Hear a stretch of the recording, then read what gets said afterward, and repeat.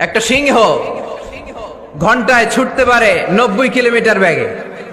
কত কিলোমিটার?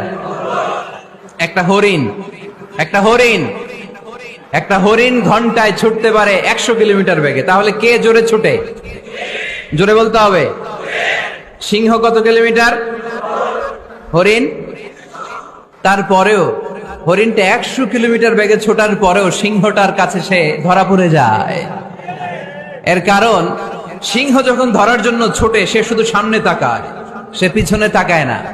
আর হরিণ 100 কিলোমিটার বেগে ছোটার পরেও সে ধরা খেয়ে যাবার ভয়ে বারবার পিছনে তাকায়। আর পিছনে তাকার কারণে ওর গতিটা স্লো হয়ে যায় আর সিংহের হাতে বধ হয়ে যায়। পিছনে তাকাবার সময় আমাদের নাই, চিল্লায় বলো ঠিক কিনা? আমরা অহংকার শিখি নাই, আমরা হিংসা শিখি নাই, আমাদের বুকে আছে বুক ভরা ভালোবাসা।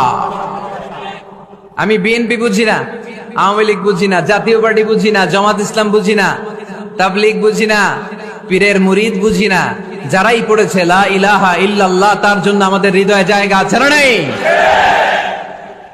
মুসলমান কেন, হিন্দুদের জন্য আমাদের বুকে জায়গা আছে না নাই? হিন্দু ভাই যদি বলে আমি পড়বো আশহাদু আল্লা ইলাহা ইল্লাল্লাহ ওয়া আশহাদু আন্না মুহাম্মাদ রাসূলুল্লাহ, তার জন্য আমাদের দরজা খোলা আছে না নাই? This is the beauty of Islam. এটা ইসলামের সৌন্দর্য, এটা অনেকে বুঝতে চায় না। আল্লাহ আমাদেরকে সহি সমঝ দান করুক, আমরা পড়ি আমিন। হিংসা, বিদ্বেষ, অন্যের পিছু লেগে থাকা, গীবত করা, অন্যকে গালিগালাজ করা, অন্যকে কাফের মুশরিক বলে ফতুয়া দিয়ে এই পবিত্র মঞ্চগুলোকে নষ্ট হওয়া থেকে যেন আমরা বিরত থাকতে পারি। আওয়াজ করে পড়তে হবে আমিন।